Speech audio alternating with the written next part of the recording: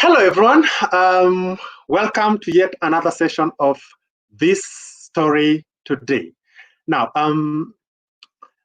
just to give you a bit of a background, though, we are going to be doing this story, this show every week. We are going to be having an author every week, and we are going to be having fun. We are going to be discussing different stories in life, different things that affect us, and just as a side note, we are going to be having fun. Don't tell anyone. Anyway, our story tonight is about marriage. That contract that you get on and you say forever. The only contract that you get in and it doesn't have an expiry date. Every other contract has an expiry date. Who made up marriage? Who decided that this thing has to be forever? But anyway, we'll get deep into that. Today, I'm having some very lovely people on the show. This is going to be a very fun show. We are going to have a lot of fun. We are going to interact with them. We're going to learn more about what they do and really just to know them a bit more. So I'll bring you my guests on set. But then just as a housekeeping, if you have any questions for my guests, just remember to shoot them in the comments. My guests will see them and you can be able to comment. If you have anything to comment, just a general comment on the show, you're also welcome. If you don't feel confident enough, say a comment in the live comments. You can also just send it to my inbox. Then I'll be able to share it with them. So I think it's about time that I get into it. Let me bring guests on set. First of all, I want to bring Griffins. Griffins, karibu sana. How are you?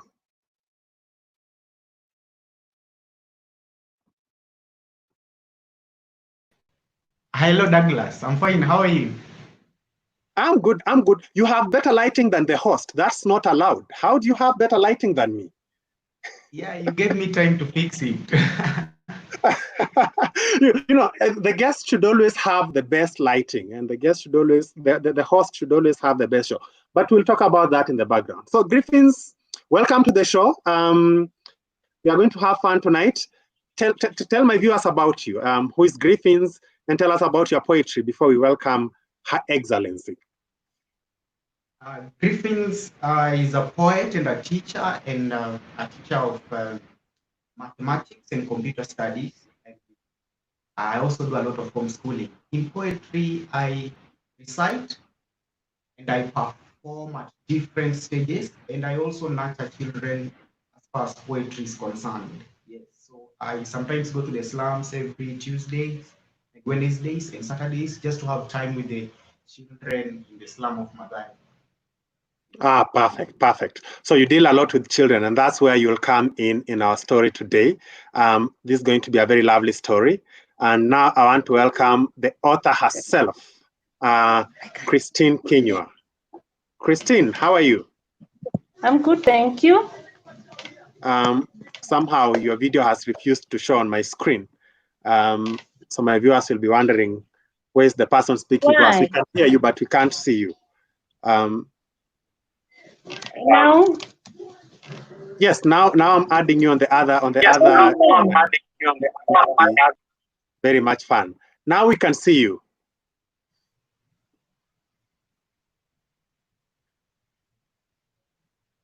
But we can't hear you.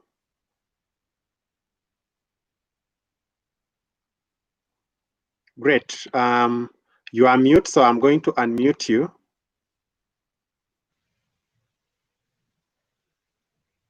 Kindly unmute your microphone.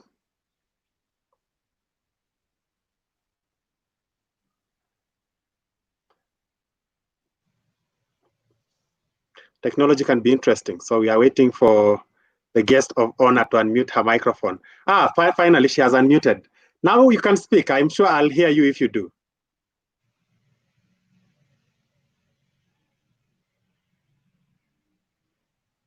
Christine?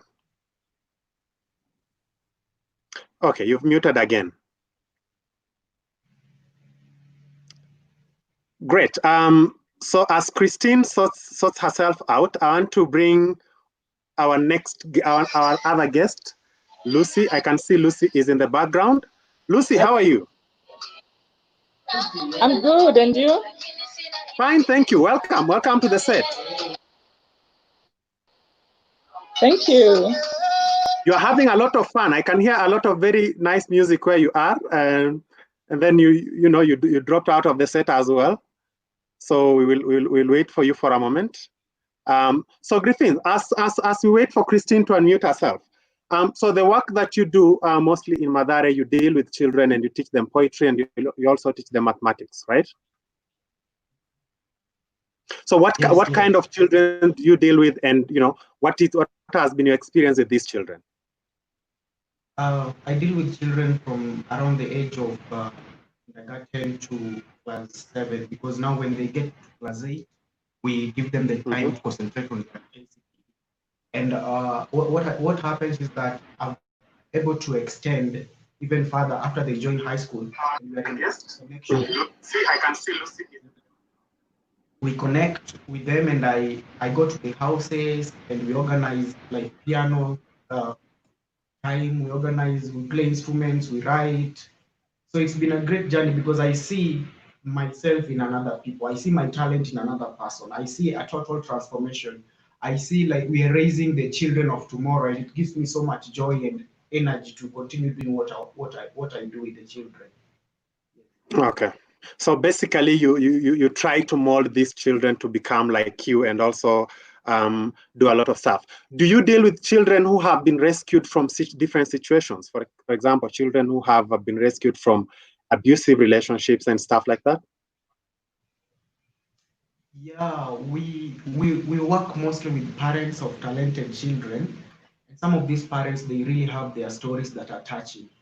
And I've been able to work with single mothers who at the time before we met, before they realized that their child had a talent, they were at a very worse place in their lives. But after we met and I started showing them that their child can do this and this and this, you see a totally new person again. You see a much happier mom and a person who is ready to take care of the child and to support the child's talent.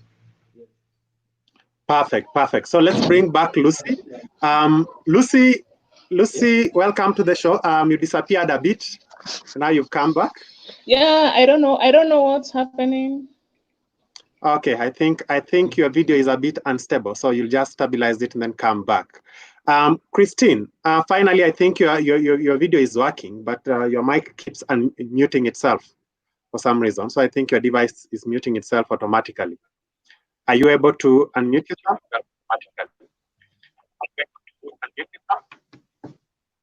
I don't know, it keeps muting itself. Like now I'm seeing your mic is muted. I don't know who is muting it.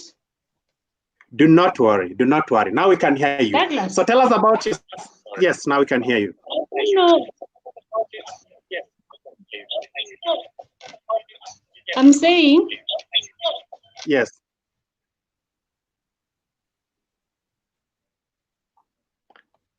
Christine, we can hear you.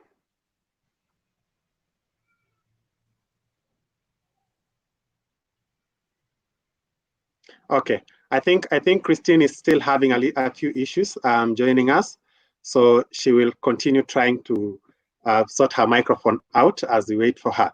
Now, Griffins, before Christine comes and tells us about her book, you have read Christine's book and you have experienced her stories.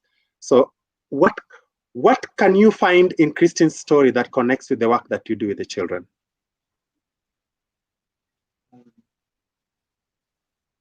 Her journey is very encouraging, and the kind of life she went through in this book is surprising. Christine, I've known Christine so well, and I didn't know she has gone through the kind of things she went through as documented in the book. So because what I write about, I write more on family, and I have an experience in my family where most of the things in Christian books also happened to me. Because I never got like a really good childhood because I had a father who was a bit harsh and was always attacking my mother, sometimes fighting here and there. So I resonate well with whatever is documented in Christian book. And I've written several poems on the same. Perfect. So I'm going to add Christine on 2 devices.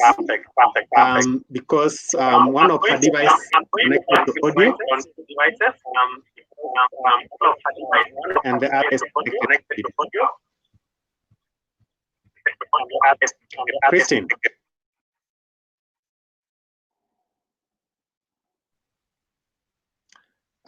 Christine, so you've muted both your devices. One was connected to audio, but now you've muted both.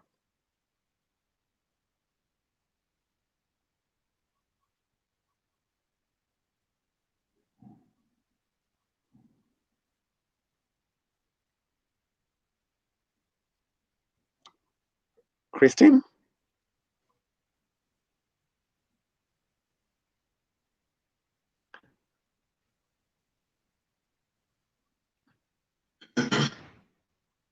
I think she's muted herself again, Griffins. Okay, she's unmuted herself. So don't mute again, Christine. Just let it be as it is, because I think it can be heard now. Okay, you've muted again. There's a very interesting game that Christine's device is playing with her. It keeps muting itself whenever she tries to unmute it. So I'm really loving what it's doing. So back to you, Griffins. When you look at Christine's book, which she'll be coming to tell us a bit more about, Nurse on the Run, and the kind of life that she's gone through and what she's documented in the book. I know you've documented a poem about my mother. So tell us about that poem and what motivated you, and how do you think that particular poem connects to what Christine has written?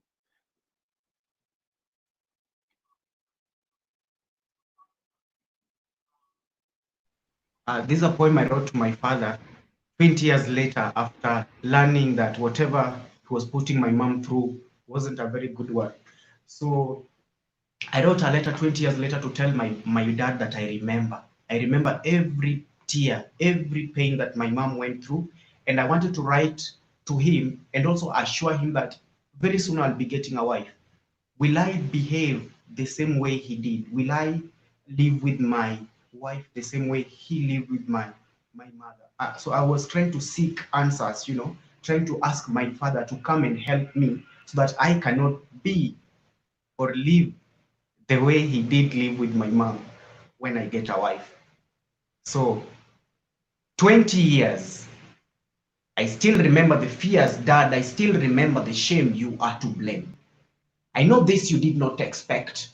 You will call it disrespect. Sorry, but you I respect. Dad, I remember.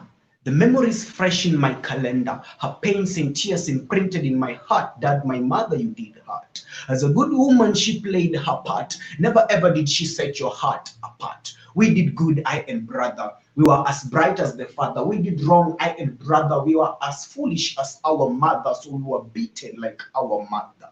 She wiped our tears, Dad. She ended our fears. Here I am now growing into a man. Will it please you when I beat my woman too? Will it please you when I call my woman a fool? Will it please you when my children never get to call me Dad? I find this hard, Dad. But maybe I am only lucky that the woman you called a fool, she taught me how to respect women in full. She taught me that a woman is not a tool to work and be worked on like a bull, Dad, that foolish wife. She taught me how to love in my life. And now wherever she is, tell her. Tell her she is a woman so strong, her words never wrong. Tell her this I said, tell her every word I obeyed. Mother of four, her I will live for, her care I will share, her wisdom I will pass on till I pass on. Tell her, tell that good woman that her son will one day turn his talent into profit and will be unstoppable. Tell her, tell mama. Wow. Okay. I keep saying one of these fine days I'm going to try poetry, and I'm really going to try saying poems into stuff, and that's gonna be fun. Christine is finally with us here now with headphones. How are you, Christine? I'm good. Ah, finally. This took a while to bring you on set, The gods were not on my side. but now they have accepted. So we are really going to keep this on and have fun for the rest of the show. The gods have come on your side, so it's not going to be a problem anymore. So welcome to the set. As we continue, Rehema is saying, accept your fate, Douglas. You look like the 90s throwback. Rehema, I don't look like the 90s throwback. It's just that Griffins has better lighting than me. So you can't keep saying that I look like the 90s throwback. No, not at all, but it's fine. So Christine, welcome to the set. Who is Christine? Tell us a bit about yourself and your writing journey before we get to your book.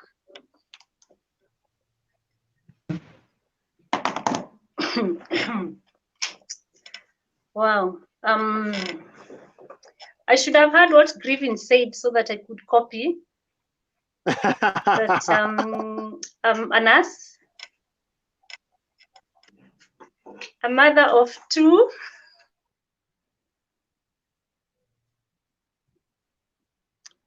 And her internet just disappeared on her. Boom, blackout. I think she lives in my neighborhood, so I can see there's a problem outside. So she'll come back and also introduce herself afresh. This is going to be a lot of fun. So Griffins, I was going to keep this question until the end, but because Christine has dropped off, I'm just going to ask it again as we try to get her back. Oh, Christine is back, so I'll keep your question to the end. Christine, you dropped off at a point where you are telling us about yourself.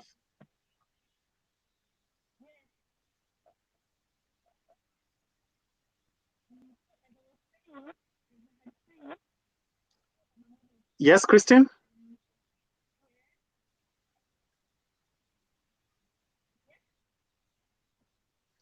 Your microphone has reduced in its volume, so kindly increase its volume and get back to us. We will be waiting for you on set.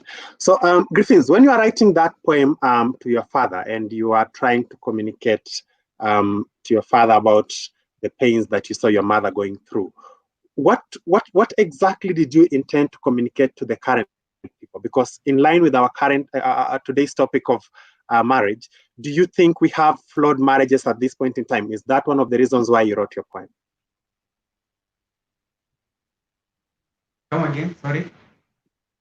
My question is, while you are doing that poem that you just recited to us a few minutes ago, and you're trying to speak to your father about how he was treating your mother, what was going through your mind in terms of the marriages that we have today? And do you think today we have a problem in terms of people trying to keep marriages together? Yeah, I have a feeling that that we lost the, let me say, the kind of love that our fathers and our mothers had back then. It is something, to me, I feel it is lost. And it will take a lot of going back to the old people to get it back.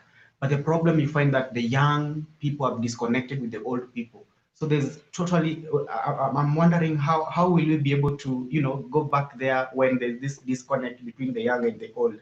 Because totally we've lost love, we've lost how to retain relationships, and we've lost how to, keep our partners, and love them the way our fathers and our grandfathers loved their women back then. It's clearly a problem that Christine addresses in her book. So I hope her connection has kind of stabilized. Christine?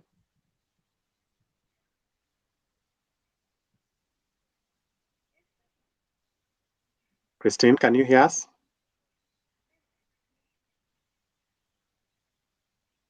Okay, I don't think her connection has stabilized yet, or she can't hear us because her microphone is fine now, but she can't be audible.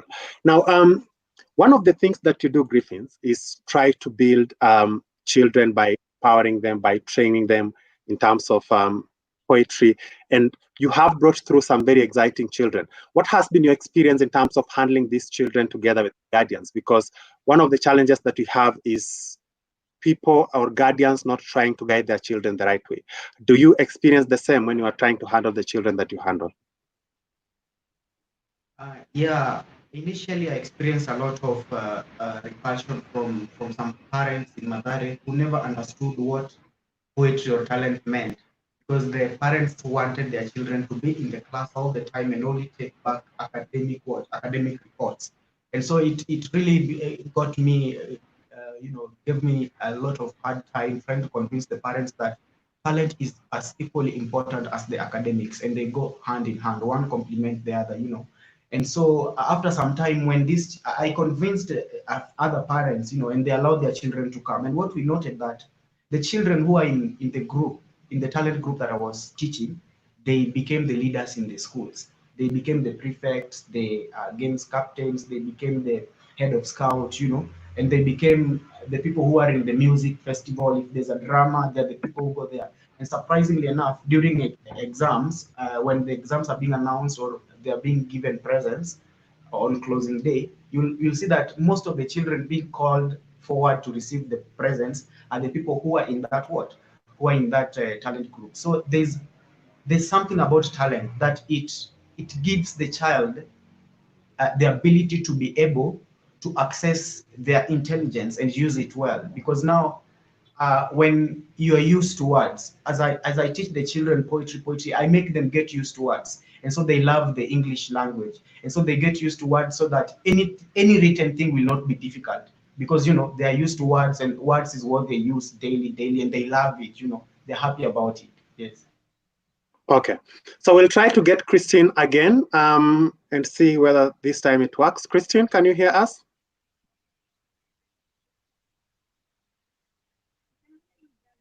I can't seem to hear Christine, and her microphone seems to be working well. Christine, can you hear us? Okay, we can hear you, but your microphone seems to be very far from your mouth. So if you could move closer to the microphone, it could be better. Now you touched it and it looks like it was changing its trajectory.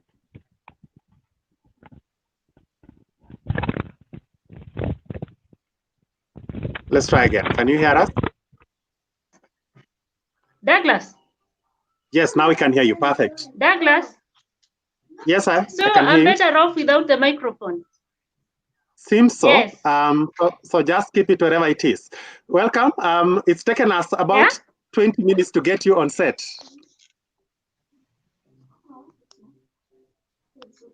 Okay, where is the volume, Jackie? Come and help me, because now I'm Technology can be interesting, Griffins. Can you see that? Mm-hmm. We are having technology play right in front of our eyes. So her headphones start working and then they don't work. Her phone starts working and then it doesn't work. Her laptop power goes off. It's a very interesting story. You've read Christine's book, cover to cover, and what some of the things that you speak about in your poems, I see them in this particular small book about the plight of children, especially in broken marriages and stuff like that. When you read such books, you look at the children that you are working with in Mathare and other slums. Do you think then there is a place for children to be redeemed in broken marriages?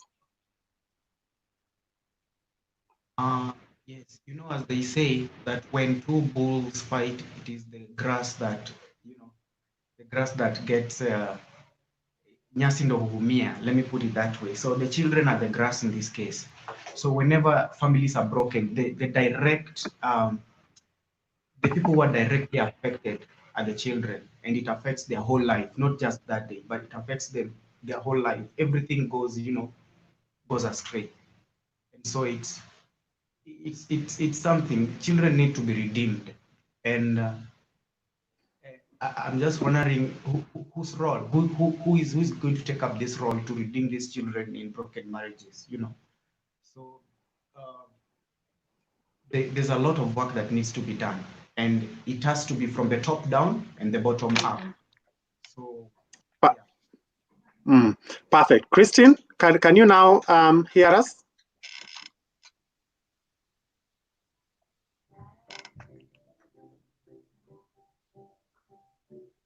Christine, can you now hear us?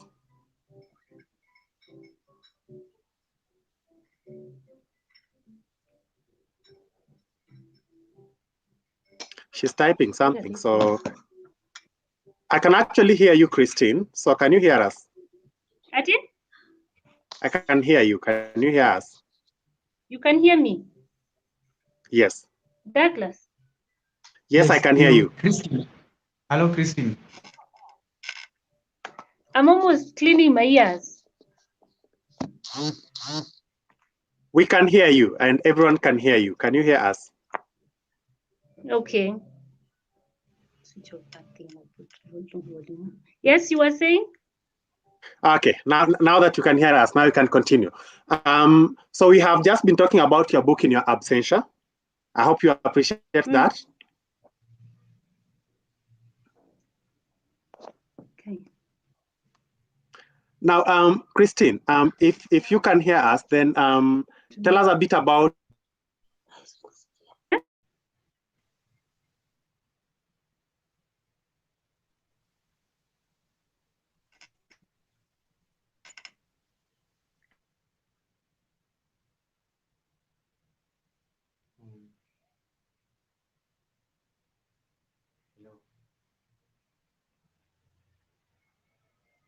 So, since we've lost everyone, I'm just going to read a paragraph from Christine's book as we wait for them. So I'm just going to pick a page and then read. So this is Christine the nurse. When I grow up, I want to be. I never had this fantasy. After secondary school, I had figured secretarial was my best choice as a career. I was not going to change it for anything, and without my parents' knowledge, I applied I for the believe course at Dima College, Nairobi, and got an admission letter. My main motivation behind aspiring to be a secretary was that I would wear a short skirt, high heel shoes, and answer telephone calls as well as write minutes for the boss. My dream to walk on high heels was cut short when one Father Thomas came home and slipped application forms for a nursing course under the door of our house when we were out at the farm. When we came back in the evening, the words "kindly apply" conspicuously stood out on the white envelope addressed to me. Out of concern and goodwill, he changed me from a secretary to a nurse. My parents were over the moon with this new development, and I was made to wash my hands off the farm dirt and complete the forms immediately. Thank you. I was just reading a paragraph from Christine's book. Yes, I'm really trying to get Christine on set. I think she's having a lot of connection problems and also audio problems. Christine.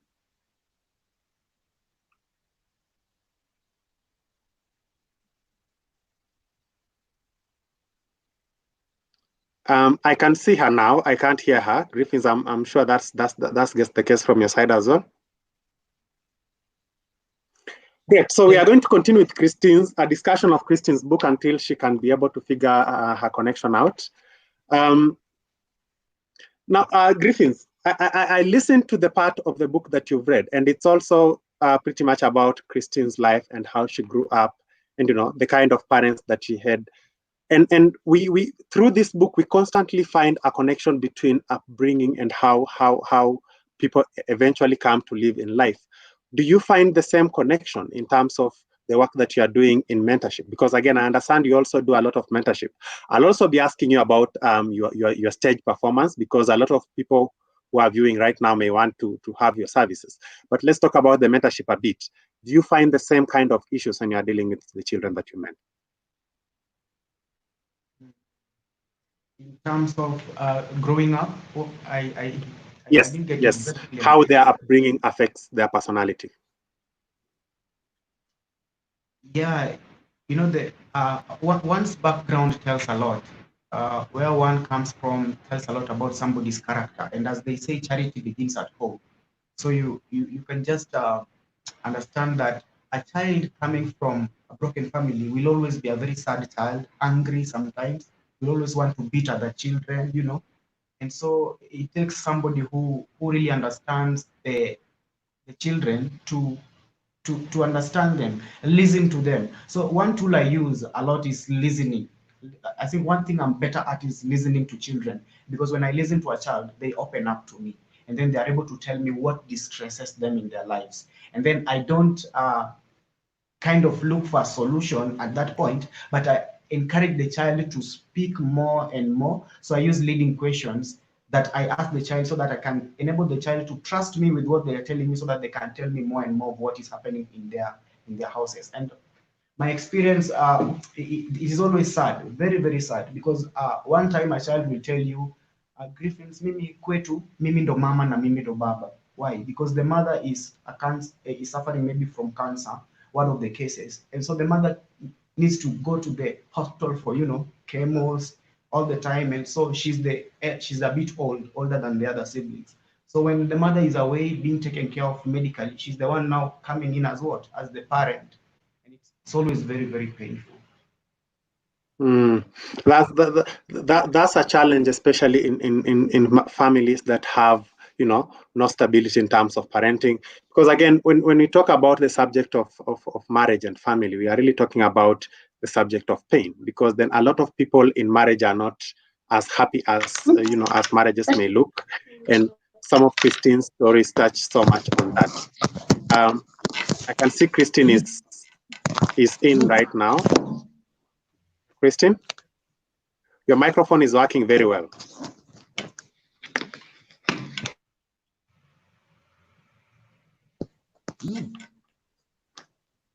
Christine, your microphone is working very well. Yeah. Okay, now we can continue, right? So just let it be where it is. I hope it doesn't drop out as well. Yeah, don't touch it. Don't touch it. Just let it I be where haven't been it touching. I don't know what's going on. You are. Whom did you meet today in the morning? You might have met someone who really decided to mess your day up. I have put my hands in the pockets. I haven't even gone outside today. Maybe that's why. Oh God. You are really having a bad day with your devices. But technology does that to all of us sometimes. When I first did a live show for Writers Guild, my power really just blacked out, and I had to reconnect for a very long time. It was quite a long day. So I think you're experiencing what I experienced on day one. Welcome to this world. Which one?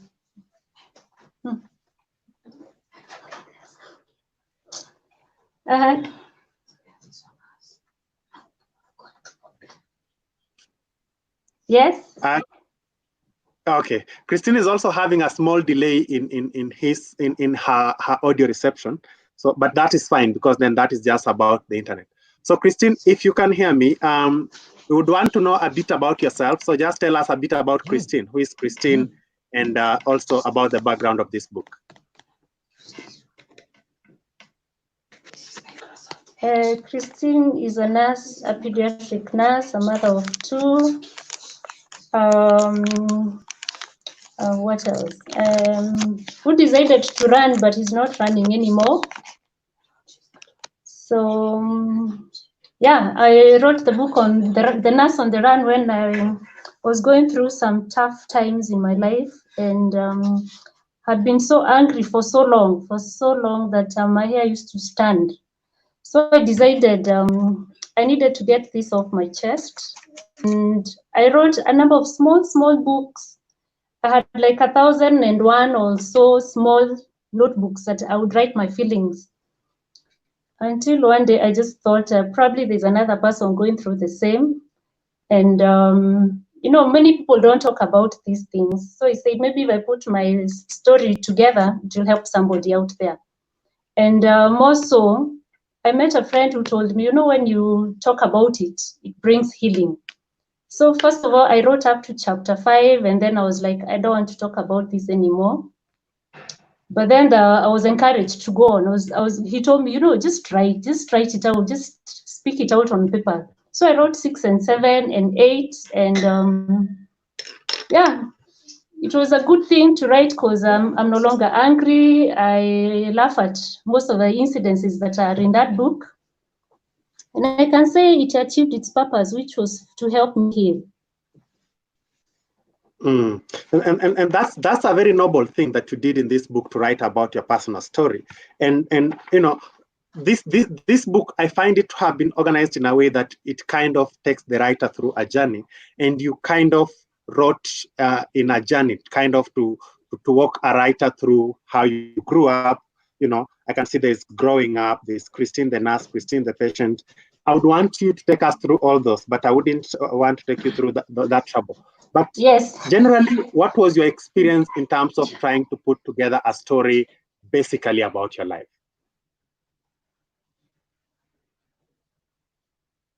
I think it wasn't as hard because there were things that I had gone through, there were things that were with me, but I would say the hardest part was chapter, is it 5 or 6?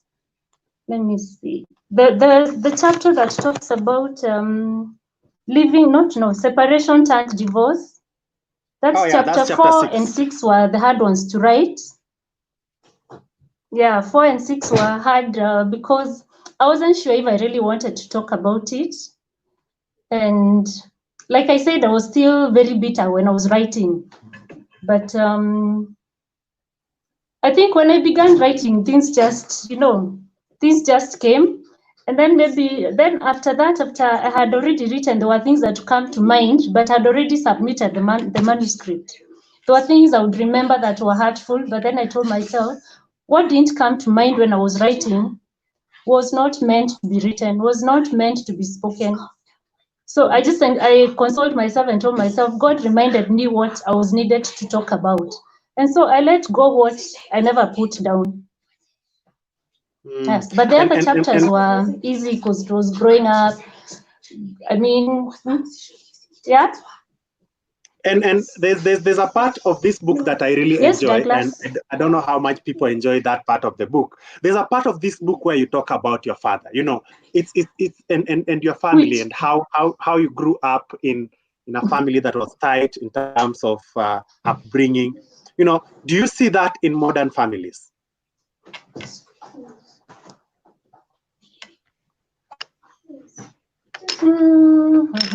Not much. I don't think so. Okay. You see, like us, maybe I would say we grew up in the Wahome Mutahi's time, the Whispers time. Mm-hmm. When, there was discipline, you had to be disciplined by the villagers. Like we couldn't go to the shop and you're walking home escorted by a guy and you see a woman who knows your mother and you continues walking with that jama, you knew, hey, Mama Kamau will go and tell my mom she's seen me with a jama, you get. But it's not the same these days. It's not the same these days, as in, people are just free to do what they want without worrying that your neighbor saw you, because your neighbor can't beat you. And like those days, you would be beaten by whoever saw you doing a mistake. Like I remember there's a time my dad found some kids playing with this thing. There's like a wooden thing that was shaped like, I think like a diamond or something, and then boys would hit it, and then it goes round. And he took that very sling and beat them because they were playing on the road. But today, even if boys are found here playing and on the road, no one will ask them. So I think times are not the same. Yeah, a lot of things have changed in terms of how people, bring up children, in terms of even how people relate to each other, and that's beautiful to see. Now, your book really talks about different phases of life that very many women encounter, and very many women really do not have the courage to speak about, pain, the courage to speak about, or the courage to even just walk away. And your book kind of speaks to many people. And when I put up the poster for the book today, someone said, I wish I had her courage to walk out. Do you think it's a major thing that you are trying to speak to? And do you think you have a part to play in terms of helping women to handle themselves in that aspect?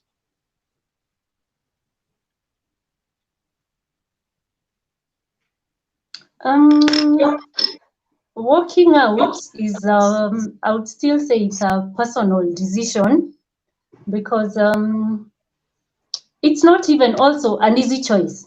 By the way, many times before you've reached a point of walking out, you've walked out so many times, do I say in your mind or something, not like literally walked out, going out, but you've done so either in your mind, in your heart, in so many things. By the time you reach a point of saying, I'm done and I'm going, that's your breaking point. There's nothing that can bring you back. But of course, we've seen people who have gone and come back, and and there's no more abuse and stuff, but there are those who've come back and they continue being abused. What I would say is, for me, I told myself when I reached that point, I told myself that because we are used, this is the verse that people like to use, that God hates divorce.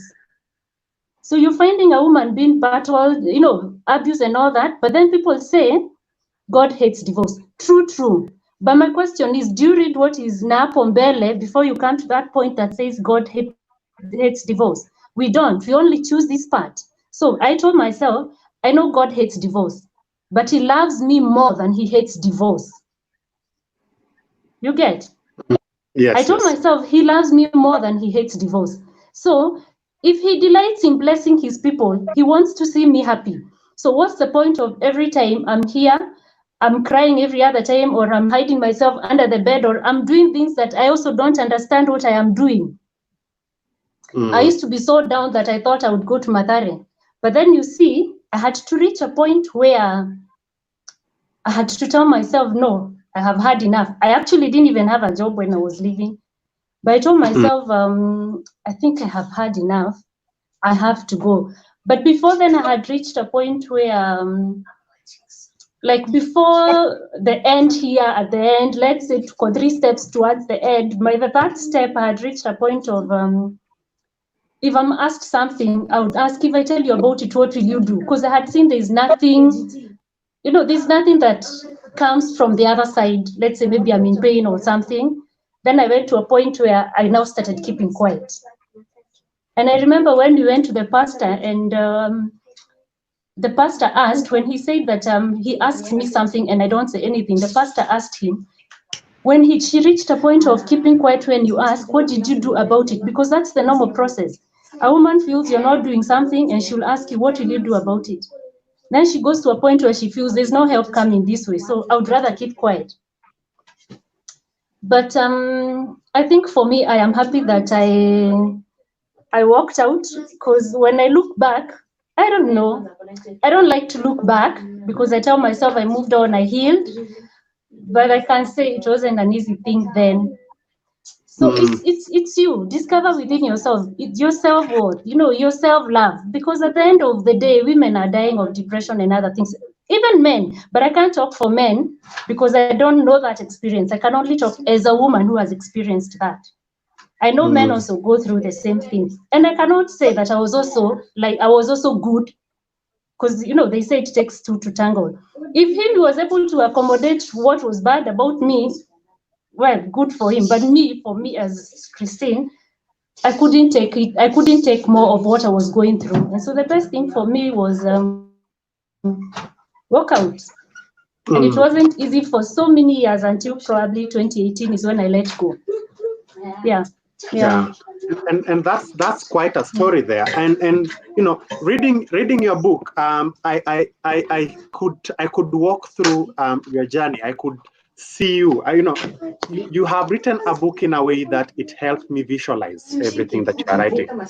What was your process of writing this book, and what are some of the challenges that you faced while writing this book?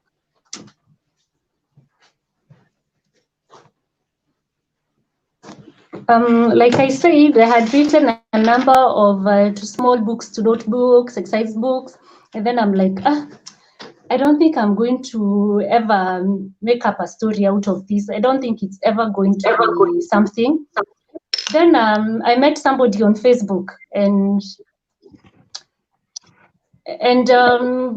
we started talking about the manuscript. He's the one who encouraged me to write it, yeah? And then I met Gabriel. I don't know how I met Gabriel, by the way. All I know is that he came to my place of work and we spoke about the book, and was like, no, you need to write. The way he encourages someone. It's like, no, you need to write, send me the manuscript, what you have written. I think I sent him. I don't know, he can confirm. I don't remember, even age-related amnesia, I can't remember. But I think I sent him, and he was like, no, you write, you continue writing. So by the time I was doing my chapter 6. Actually, chapter 6 and 7 was one chapter. When I started writing, I just, and Vera had to split it into 2. So yeah, I didn't have a title. The title came with the editor. So I think, and I usually tell people who want to write, it's not your duty to put the words to flow vizuri. You know, it's not your duty to do the spellings and all that. Your duty is to put down your ideas. Your editor, you bring it out to be what someone else will enjoy reading. So even in my second book, I'm just writing what comes to my mind. Kwani, what will the editor do if I do everything perfectly? Very, very, very good question. I mean, I keep telling people that your work as a writer is to just write. If you are to encourage to tell writers anything in a room, we'll just tell them, you know, we had somebody on set last week, but one that was Unia, who apparently writes books that are similar to this, and she said, you know, just write, and that I found that to be very exciting. Before I bring in Griffins, just briefly. Christine, chapter 8, you talk about a tribute to a strong-willed woman, and you know, it's kind of a deja vu chapter. You know, it's like kind of a breathe-down chapter. Tell us, what was the feeling for you to finally get over the hard part of the book and reach a tribute to a very strong-willed woman, which I find to be like, you know, a calm down session and just saying, finally, I've made it.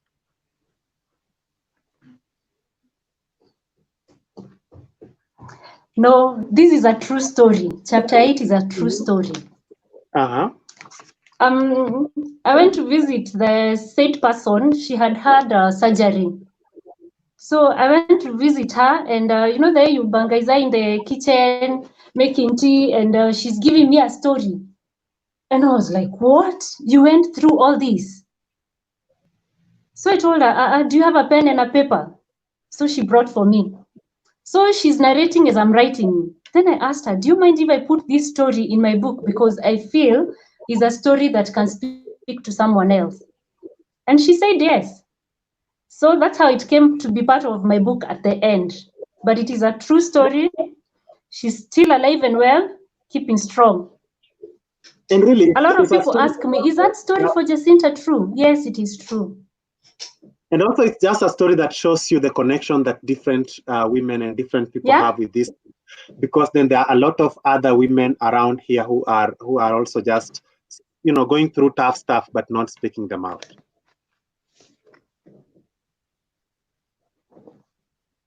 Yes, true. And so that's really perfect. Griffins, back to you for a moment. When you listen to the kind of story that Christine is saying about, you know, the process of her writing the book, and, you know, you connect it to the kind of poetry that you write, what do you think then is the place of children in all this? I'll come back to Christine about children, but then can you see children being caught in the middle of these situations?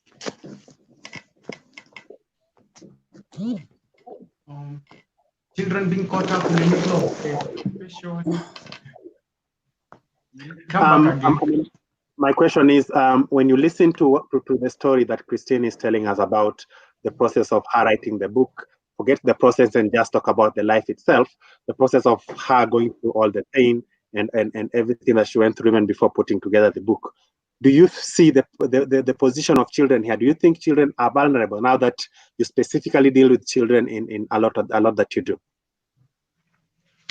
Yes, I think Christine has put that down well in her book. There's a place she talks about her children and the kind of pain that they were going through as she was going through what she was going through. And I was just trying to find that part. Christine, do you know the exact place where you talk about Christian and? I believe I find them almost everywhere in the book, especially chapter 3 when I don't know if probably it's chapter 5, yeah? No, chapter 3 mostly, where you're talking about Christine the patient, and also chapter 4, where you're talking about the joy and pain of family life. Actually, there's a time I was to pick some books from Christine in town, and she came with the daughter. I think so. Yeah. And when she came with the daughter, I went back and read the book again, you know, because I couldn't imagine she was the same daughter who went with her mother through all those. And that's pretty Normally I would say that's pretty exciting to listen to, but then you want to really feel the pain of these children. And Christine, what would be your take to children? Because as children grow up, they grow up with different kinds of trauma, and it's very good that for you moved over it and you can help the children better. But then there's someone somewhere who is watching us and wondering, I went through a similar life as a child. What would be your advice to them in terms of how can they come out of this?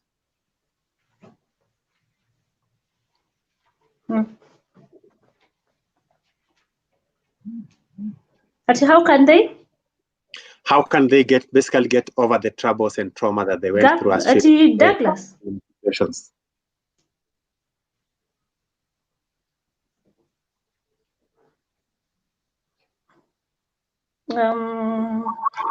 First of all, I think for us, the initial days were, push and pull, but then I decided to say, okay, for me, in my case, there was no help that was coming on the other side, from the other side. And so I decided if there was no help coming, what are we talking about? So for me, I stayed, I told myself, as in I kept myself away. I told myself anything that was not bringing me any happiness, I pushed it away. But for me to get to where I was, I just one day decided I dug an imaginary grave. Okay? And told myself, anything that concerns you and brings me pain and trauma, I bury it inside there, never to trouble me again. And from then, I moved on. I never never gave any thoughts towards him and all that. And I did what I had to do. We never used to speak about it. Actually, we never used to speak about him and all that. And even if when I would bring it, like Griffin has said, my daughter is big.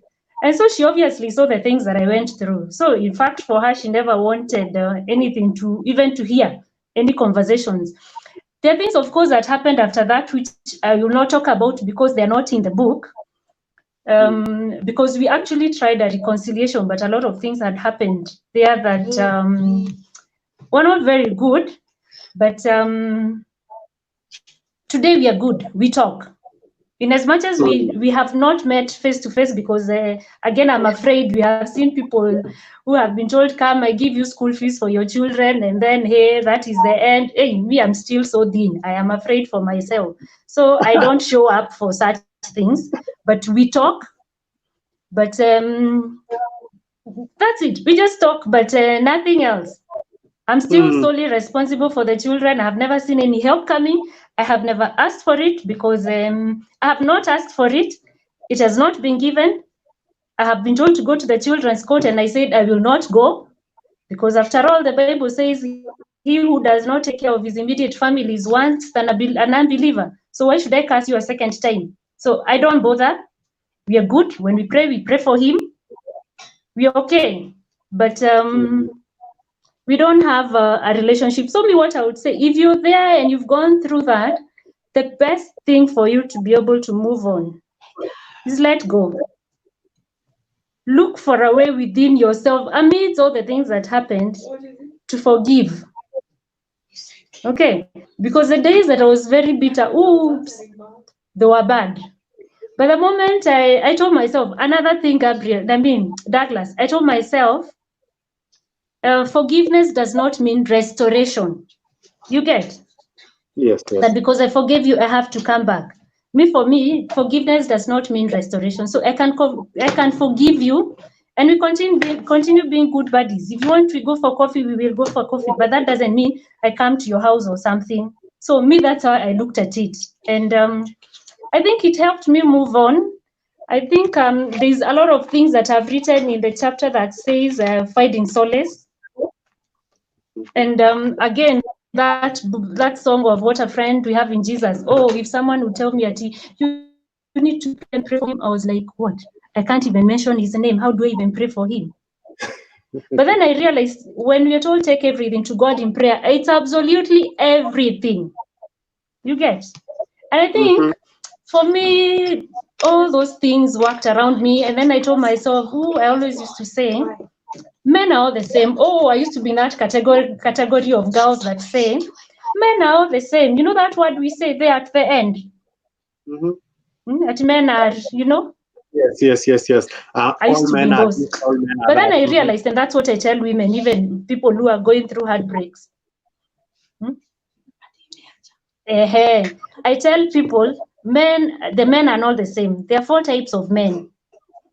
There is the one who realizes he's made a mistake and he wants to change and purposes to change and changes completely. You will never see him going back to whatever problem it was, whether it's drinking or whatever. He changes totally. There's the one who says he will change and changes. Okay? But somewhere around June, you know, Apo Malachi, he remembers and he goes back to Genesis. There's the one who thinks he needs to change and does nothing about it. He knows he needs to change, but does nothing about it. The 4th one was added by another woman whom I was telling, who was heartbroken. So I was telling her there are 3 kinds of men. She told me, no, there are actually 4. So the 4th one is a discovery for me. There's one who actually doesn't think he needs to change. So men are not the same. Someone's husband, Mary's husband, could have been so bad, did 1, 2, 3, but that should not make you look at your husband as Mary's husband. They're not the same. Okay? Give your man a chance. They're not the same. That's very, very true. And it's not even just true about men alone. It's about human beings generally. Because then, you know, kind of grouping people together misses the point. I just want to read a few comments as we continue. There's Rahem's, I think I had read Rahem's comment already. Christine, don't worry, I've just removed you from the screen briefly. There is Felix who says, this book was cool to read. Thank you very much, Felix. I'm sure Christine will appreciate the fact that you've read the book. Immaculate and Verarita are having a very good conversation here. Immaculate says she enjoyed running with the book. I think she's read the book.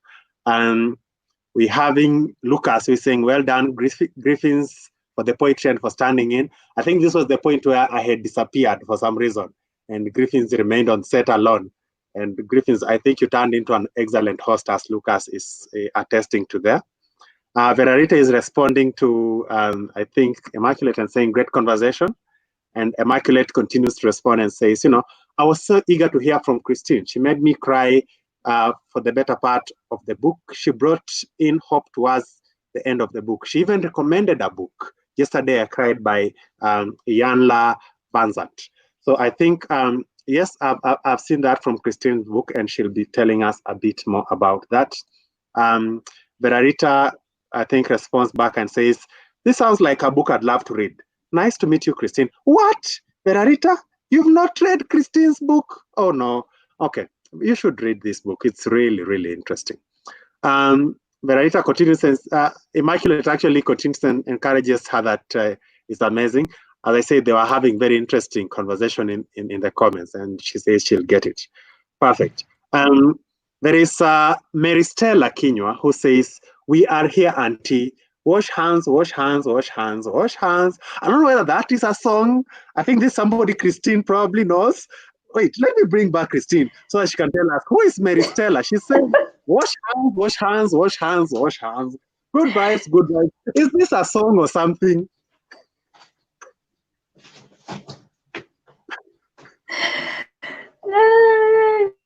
Douglas. Yes.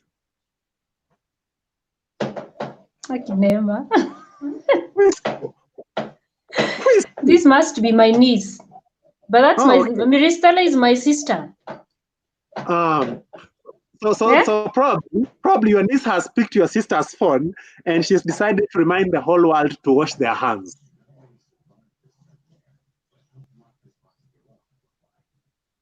To wash hands, yes. This is very interesting. This is my comment of the night. I find this comment totally priceless, and I think I'll be reading it all through the brief. Wash hands, wash hands, wash hands. Good vibes, good vibes, good vibes. I feel like singing it, you know. And I'm not even a good musician. Anyway, Vera Omotadina says Mama Tian, and leaves there an emoji, which always confuses me. I don't know what's going on about that emoji. Is it love? Is that person laughing? Is that person being pissed? What's going on? I don't know. But she shows that emoji anyway. Joseph Oyugi says, I am in. It's Welcome. a hug. We are having fun. Oh, that emoji is a hug. How is that a hug? Anyway, somebody is hijacking my private comments from Writers Guild and saying, wow, what a candid discussion. Hey, you, kindly comment with your own profile. You are commenting with my profile. This is my profile for now. But I believe that should be our social media admin, June, just saying what she can say about this book. Jen says, this book is an encouragement to many. Lovely conversation. I'm enjoying as I follow. We are enjoying as you follow too, so keep following. And finally, Bresh says, a must read. She just leaves it at that, a must read. Yes, it's a must read. You absolutely must read it. Griffiths, I'll come to you right away. And the question that I really want to pose to you is quite away from Christine's book and onto what you do in poetry. Tell us, first of all, before I even ask this question, you do poetry. So tell us about your poetry work. My poetry work is more from page to stage, and my dream or vision is to take word to the world, and to have so many people appreciate poetry as a tool that can transform people's lives. It can heal, and it can also be used as a discharge tool to discharge the distresses that we have in our lives. Poetry can be able to take away the very chronic hurts. You know, people have chronic hurts that maybe something happened to them when they were young. Through poetry, you can be able to get that out, because as you write, you discharge and you take it away. And so my poetry is more of therapeutic kind of, and because I did a course with Ubuntu Music Therapy that was in conjunction with the Permanent Presidential Music Commission, and they offered a course in music therapy, and I took that chance to really get to learn how music and poetry can be used to deal with people people in trauma cases, you know, accident victims, people who are stressed and mentally challenged, yeah, and even the elderly. And also you do street poetry. So you don't Yeah. only write poetry and perform in big events, you also do it on the street. Yes, I also go to the streets and perform on the street. And so there's somebody who is watching this and is wondering, you do street poetry, you perform on the street. What kind of poetry do you bring to the street, and how does it tie to the different situations that people are trying to manage? Because if you are meeting me on the street, you are meeting me when I'm going to work, when I'm just from a breakup, when I'm going to a date, or when I'm doing nothing. I'm told there are strange things that happen on the streets these days. Hey, my viewer, don't do anything strange on the streets. We are seeing you now. Griffin, so how does your poetry address some of the tough issues that people face in their daily lives? For poetry on the street, it's a bit different, because you want to get people as they move. It's not easy getting people as they move and really getting them to listen to you. So what we do a lot of hype on the street. So once we do the hype, people come, and once we have a good gathering, now I can give the word. I can take a short poem and run through it. But it's always difficult to run through a poem when people are moving, up and down. So the kind of poetry on the street is very energetic, very powerful. It is the one that has to draw people to come. Like you're saying, somebody can be from work and they are stressed. So we have to do something that will take out this stress. And people love love. Everybody loves love. So mostly on the street, we do love poems, love songs, just we do birthdays for people. Sometimes somebody will, oh, it's my birthday today, or it's my girlfriend's birthday. Can you sing a song? So we always fuse country music and poetry. And person in the country music is Sam Kule. Sam Kule. I think I should have Sam on the set sometime. I find the kind of work that you do on the street very interesting, and also just how you've developed through your poetry and trying to amplify some of the issues that Christine really handles in her book. In my comments, Vera comes back and she's trying to correct what I was saying about the emoji. Douglas, the emoji is also about good vibes. What? How is that emoji about good vibes? Come on, no. I don't. Lucas says, I'm enjoying the conversation. Well done, Christine, on your publication. Christine, who is your target audience for this book, and who would this book benefit very, very, very, very effectively?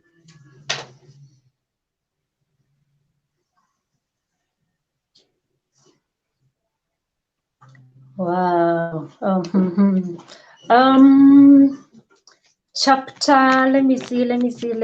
When I was writing chapter, which is this 3, which is Christine the patient, I was writing for people who've been through illnesses. Okay, so it targets, let me say, everyone in general, because like if you see, I tried to write about like where I spoke about the backache. I tried as much as to say the doctors that I saw and where they can be found. When I spoke about headache and the tumor, I spoke about where I got help, with whom I got the help, and where. Okay, so I was targeting and on actually also trying to show, when you have had a health issue for so long, don't just sit on it. You've had a stomach pain for so long. Don't just assume it's amoeba or nini, go further. Like these long-standing complaints could be having something behind them that could be fatal or something. So that particular chapter, it's actually meant for everyone, anyone who may come across the book and can pass the word to someone else. And of course, basically women, because like I have said at the back there, it's meant to help women who have gone through the same kind of toxic relationships, and either they have found their way out or they're still there. How do you find solace? How do you survive through all this? Because it's not running that is always the solution. You decide if you run or if you'll stay. Again, Douglas, let me say something. Most of the times when someone runs, because I think this is the word we are using here, most of the time when someone runs, people expect you not to talk about this story 2 months down the line. 5 months down the line, when you say, Aki Joseph, imagine vile alinifanyia. Then someone asks you, you're still talking about Joseph. Like you haven't moved on. I usually say, it can take as long as it can take. Okay? Let's not force people to rush through this emotion, because our thresholds of pain are very different. There are people who will move on within a month or something. But for me, I say it can take as long as it can take. And like I said before, forgive. Of course, bitterness will make you take a longer time. But if you can forgive the earlier, the better for you. But it can take, just like in death, it can take as long as it can take. But even if it is taking long, let it take long, but without any bitterness in your heart. Yes. And basically, there's a friend of mine called Sheila Chebet who says she's watching. Thank you very much, Sheila Chebet. She's commented on a watch party that I started on my profile, so I can't hear her comment here. And Sheila Chebet basically deals, she runs a coaching, a life coaching business called I think it's Gene Coaching. I almost called it Purposeful Life because that's the name of the WhatsApp group. And these are some of the issues that she handles: trauma and her trying to help people heal through different situations. And I'm really excited that she talks about that and she's watching.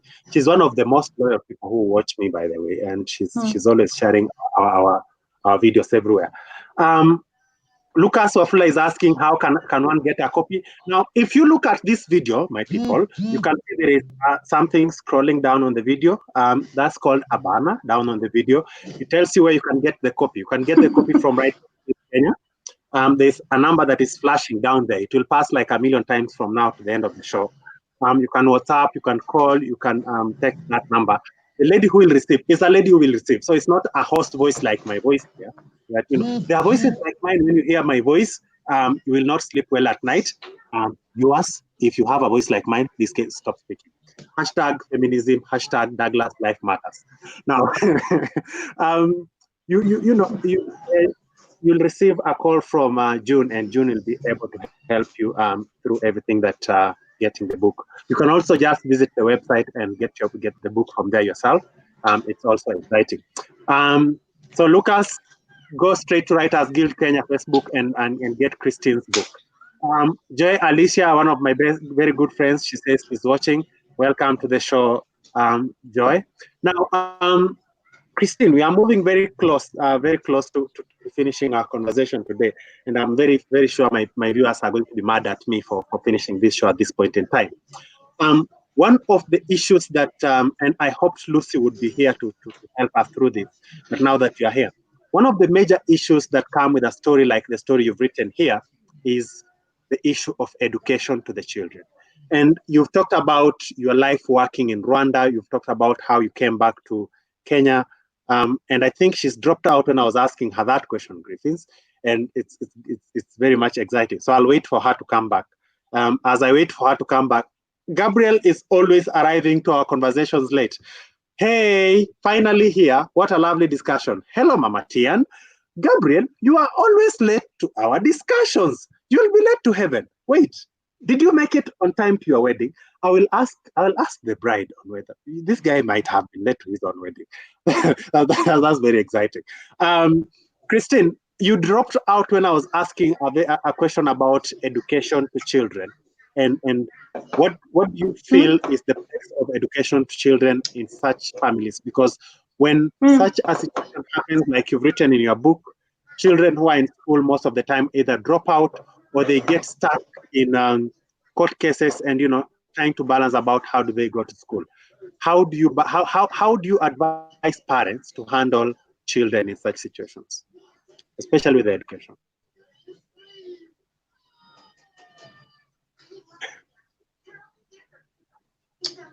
Hey, what I don't like is every time that there's a court case, of course the kids are dragged to it, right? Or so I think. The kids are dragged to it. They see this back and forth between the dad and the mother in court. It's like a push and pull between the parents and the kids. What I would say, if a father can support their children without being forced to, then well and good. If he's not willing to do that willingly, yes, my daughter is asking me, if he's not willing to give a support willingly, I wouldn't go pulling for it. But again, people are different. Okay, people are different, and I cannot speak for others because there's someone who will say, what if I'm not able to take care of my children on my own? You get? So I would say whatever decision you choose to take, let it not hurt the children in the process. Yeah. Very now, I don't know, Griffiths, what do you think? Yeah, I just had a paragraph here that I wanted to share. Okay, Griffin, you are saying something about a paragraph? Continue.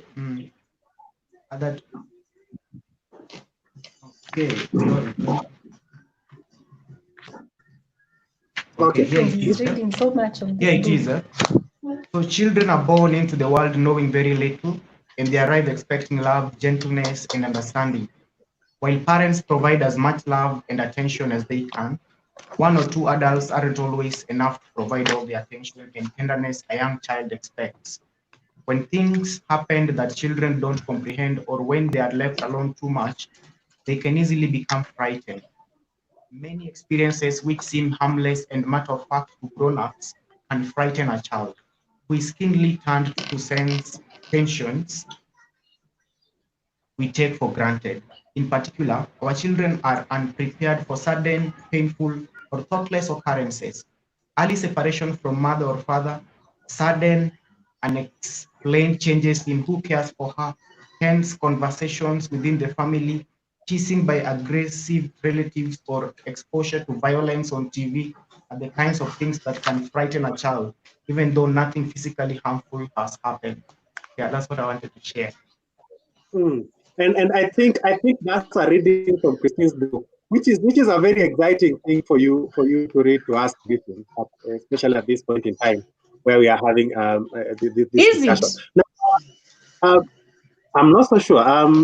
Lucas says, Douglas, we are so engrossed in the conversation, we are not seeing anything else. Oh, okay. I just reminded it passing by down there. I'll be putting hashtags on the video. Hashtag Douglas Life Matters. Hashtag Douglas is busy. I'm not busy. I'm having fun with you here. Gabriel says, I can't wait to hear a read from the book or a poem from Griffins. A great way to crown the night. Hey, Griffins gave us one poem when you are not here, Gabriel. You came late. But Griffins will be adding us one more poem, and Christine will be reading for us something from the book in a minute. Eunice Akinyi says, Douglas, is it too late to say that I have been enjoying this conversation? No, we are just getting started. Calm down, get yourself a cup of coffee. We are going to have a lot more fun. Elias says, it seems I really missed a lot. I will follow up on the discussions. Expect questions and comments from me, even after the expiry of this session. We want those comments now before the expiry of this session. Keep them coming. Gabriel says, hey, Douglas, don't be fooled. Even if I am late, I am always here in spirit. Some people say I was late for my wedding. No, those are bad people. Avoid them. If some people say you are late for your wedding, you probably were. I think you are saying you are always here because I think we saw somebody else called Dina. I don't know whether my eyes cheated me, but I think we saw someone else called Dinda. And let me just do this. Did you see what I just did there? I just brought the other Dinda to the screen and then extinguished that Dinda and brought the other Dinda. You know, it's magic. It's magic how the name just boom boom to the other one. Anyway, I'm sure I'm really going to have a lot of trouble for what I just did. It will be a court case for what I just did. But anyway, Christine, Gabriel is very eager to hear a piece from your book. So I think right about this time, I'm going to give you a minute or two to find an exciting paragraph that you can, read for us from your book as we enjoy it. As we wait, Griffin, Gabriel is also waiting to hear for another, to listen to another poem from you.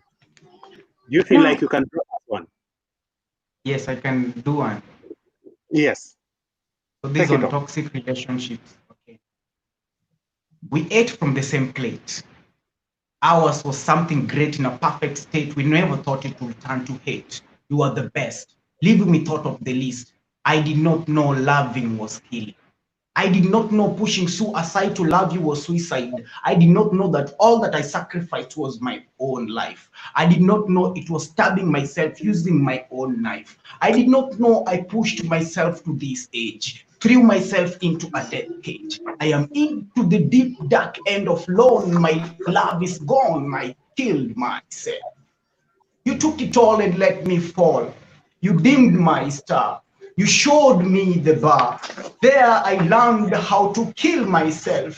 The intoxication made me feel alive, yet I was burying myself. I killed myself. I fried my own liver and ate it. I roasted my own lungs and swallowed them. I killed myself. I died of you.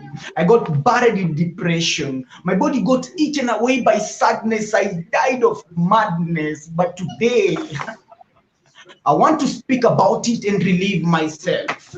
I want to relieve myself from the distress recording and feel alive. I want to heal. I want life. I want it all. I want love. I am not suicide. I am not death. I am life. I love myself. Thank you. Oh, wow. Okay. That's, first of all, that's a very wonderful poem. And because I am me, and sometimes I do very interesting things, I also want to try doing a poem.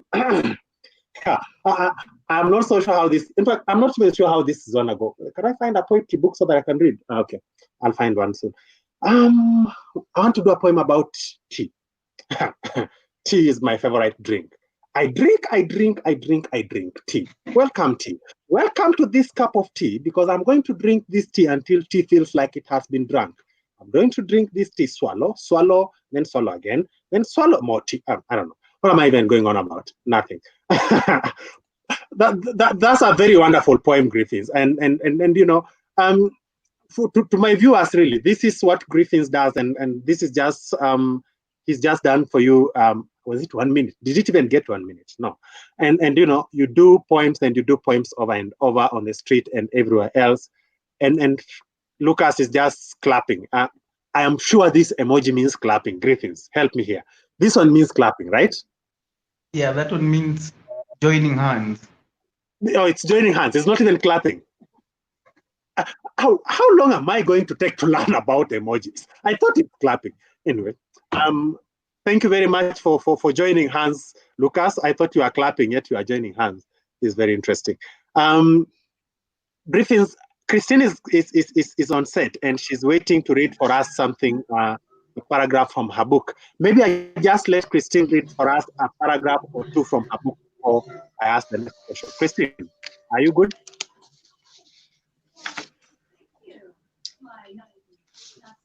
Yeah. Yes. Now, you said a paragraph or two.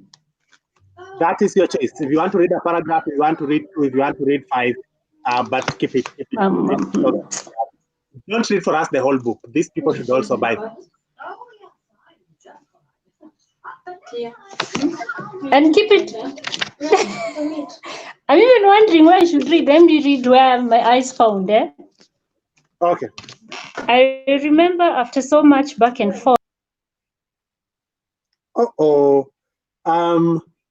That really happened. She was just reading, then her internet did things, very interesting things, and she dropped out. She'll be back in a minute. As she tries to get back, okay, I think she's back on the stream. Sorry, the gods of Karura are not on my side today. Let me read. It is said that life is not a bed. Yeah? Okay.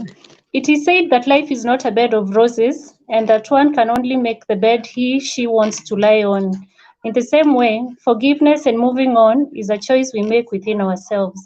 In the moments of grief, pain, or hurt, we are most vulnerable to the devil's consolation. He invades our thoughts and emotions and offers us the easiest, convenient, and apparently readily available solution. We forget that in our moments of weakness, His strength is made perfect, and His grace is sufficient, according to 2 Corinthians 12. For as early as I can remember, I grew up feeling less of myself. I never believed I was worth much. I always believed other people stood out in a way I could never, and I never even tried. I remember growing up and my sister Stella, the one who commented there, who most often than not was in my company, had more admirers than I did. She was light-skinned and I was not spared from being told she was prettier than I was. She had a great voice, the leading soloist in the school's presidential choir. She had everything nice. The only thing I was good at was carrying and feeding babies for women who came to work on our farm. And everyone said amen. That's a very interesting part that you chose to read there. And because you chose to read that part, I choose to bring back this very interesting comment from your sister that you just mentioned there. We are here, Auntie. Wash hands, wash hands, wash hands, wash hands, wash hands. Good vibes, good vibes, good vibes, good vibes. I mean, I don't know why I find that comment funny. I don't know why I find that comment interesting, but that comment is just life. That comment is just beautiful. Mary Stella, just write me another comment like that. Be sure I will read it again. It's the best comment of the night. Gabriel is asking a question here to you, Christine, and I'm putting it on the screen now. But Christine describes herself as a creative writer from a tender age. What else should we expect from her? Are you currently writing something? And what should we expect from your writing? Christine?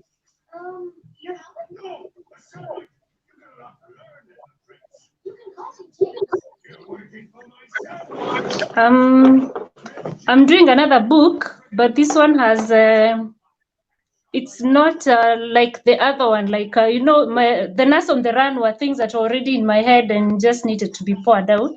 But this other one is creative.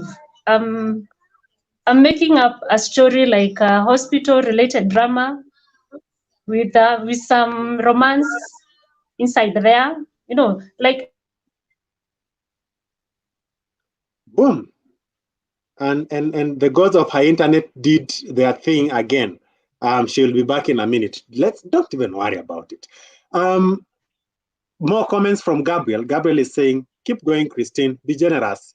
Read like 2.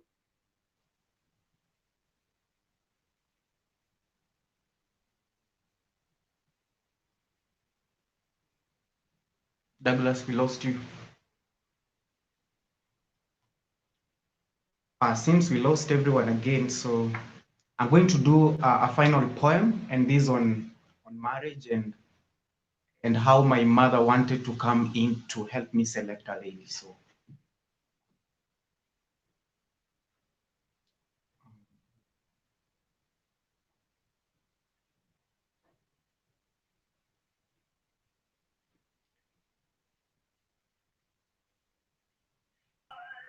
Douglas Aminda.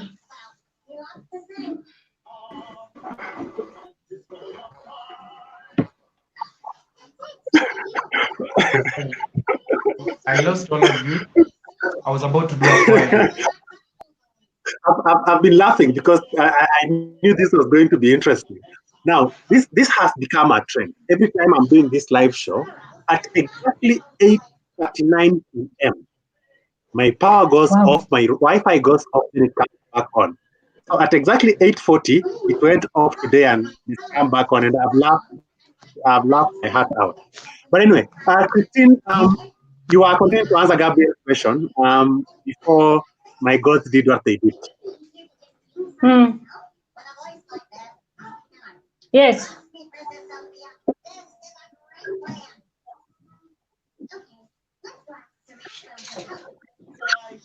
Christine, you are saying you're working on something right now? Yes. I don't know the title yet. I don't have a title. Let me take your I believe it will come as we go towards the end, but I'm just creating a story around what happens every day in the hospital and, some touches of romance in there. Of course, not like my very first book after high school, but probably something like that. Okay. To do something with greeting, and this is going to be totally random. Greeting does not know that is about to do this. So Christine, just what? Greeting. Me and you, we are going to do a poem. Me and you together, we are going to do a poem on trying. We are going to make up a poem from Christine's book. So pick a chapter. And we are going to turn that chapter into a poem, me and you. So let me choose a chapter for you that we can go together. Let's do the first page of chapter 4. That's the joy and pain of family life. Yeah, the joy and pain of family life. Yes, so we are going to turn it into a poem. You are going to do one paragraph, I do the other, and then you do the last one. So you hit the first one into a poem, and I'll do the second one. This is going to be a lot of fun. Let's go. One thing I had been sure of the longest time since I was in college was when I wanted to have a baby. I never wished to ever take my baby to live with his or her grandparents. I dreamt of being able to take care of them without having to bother anyone. I will keep telling myself that when I attained the age of 25, I will surely get a baby. Falling into plan at 25, I had found myself the love of my life. It was everything I had dreamt of, down to earth, handsome, and a few words. Those who knew me said I would shed tears of love anytime I spoke about him.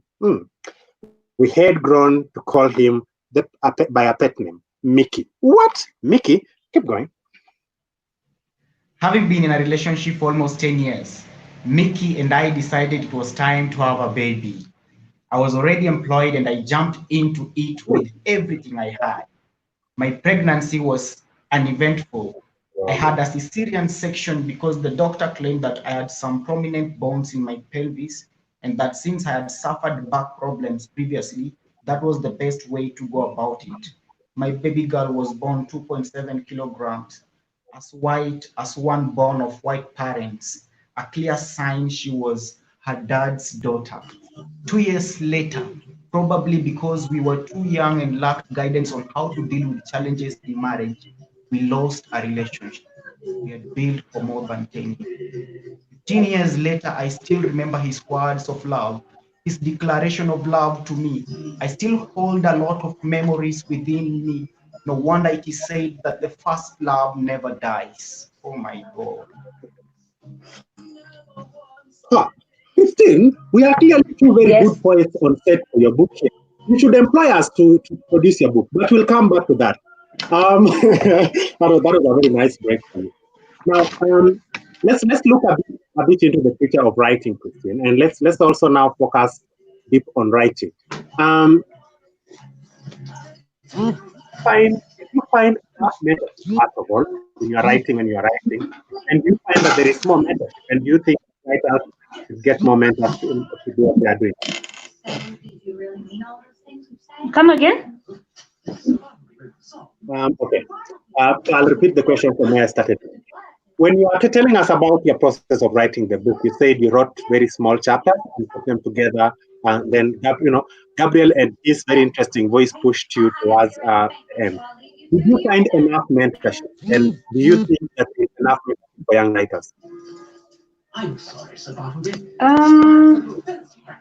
About mentorship, I can't really say much because, okay, when I cleared high school in 1994, I don't know where you are, but 1994, when I cleared high school,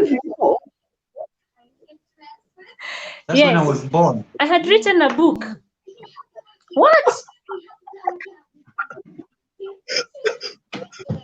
Oh my goodness. All right. Sawa.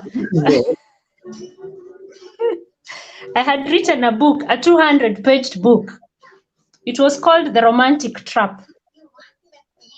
And it was purely a romantic book. I think because of the books that we used to read then, the Sidney Sheldon and the like and all that. And it was actually edited by my English teacher then. Okay. But in the process, I was discouraged. I was told, no, when you take your book for publishing, these guys steal your manuscript, change the title. So I would give it to my friends to read. And that's how it got lost. And I think when I started thinking I could write, it wasn't such a big deal because I had already written one. And I loved writing compositions. I had my friend Shiro Katua, we used to fight about, over compositions and whose is the best and all that. So I think for mentorship was not such a big deal for me. Probably now what I needed mentorship, which I got, was then you have your manuscript, then what next? How do you get an editor? How do you go to publishing and all that? And I can say Akina Douglas came in handy. They really did a good job. Yeah, so what I would say is, because I know many people, I was talking to another lady another day who has a huge story, and I was asking, have you ever thought of writing a book? Because your story, Vera, because your story is a story that can help so many people. And she said she would want to. I think I gave Douglas her number, because I know many people have, actually not many people, everyone has a story. The question is, what are you doing with your story? So like we said earlier, just write it. Someone will put it, grammatically and like all this. I had no idea it was going to look this way, but someone did it. So just put your mind down on an exercise book. My second book, I'm writing on an exercise book, As I said, do a code blue script. So just get papers, just write and have someone read for you and organize for you, because I believe everyone is capable of writing a book. I went to Savani's and found textbook center, and I found a book of 58 pages. That time I hadn't finished writing my book, and I said, A book of 58 pages in textbook center. Even me, I can write. So everyone, there's no small or big book. And it's very exciting to say that because I think that's where most writers get stuck. And I'm having Lisa Kung here who is saying, Christine, I'm sure you can write a code blue script for our Kenyan film. There is Anatomy, the Kenyan version. That ties very well into what Vera has just said there, that please have us the hospital romance. We are ready. How did you know it's a hospital romance? Griffith, how do you think a hospital romance would look like? What would these people be doing in hospital? I don't know. Ati? No. I'm I wondering also if we had a don't know. I also don't know. It depends with what my mind will come up with. That's very exciting. Now I want to mute Christine for a moment and come back to you, Griffins. And also move away from this story and just come onto your poetry because you are moving very close to winding up right now. Which street exactly? Because you said you do street poetry. Which street exactly do you perform on? Because somebody is on set who may want to come and see you perform. Where can they come to see you? That's Monrovia Street and Mamangina Street. That's in Nairobi CBD.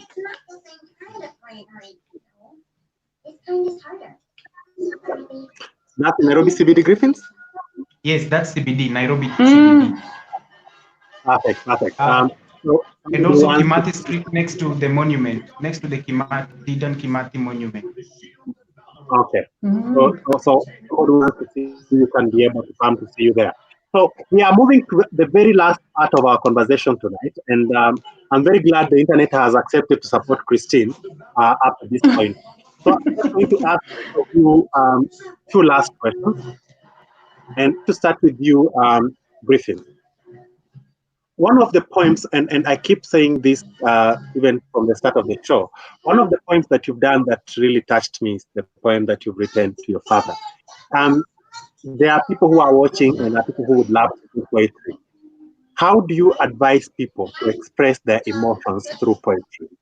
Should they do it, and how can they do it very well?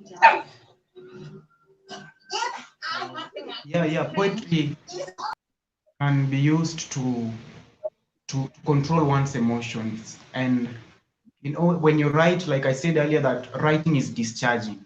So for me, when I write, I discharge the distresses that I have within me. And when I go out to perform, you find that sometimes I perform until I sweat. That is healing.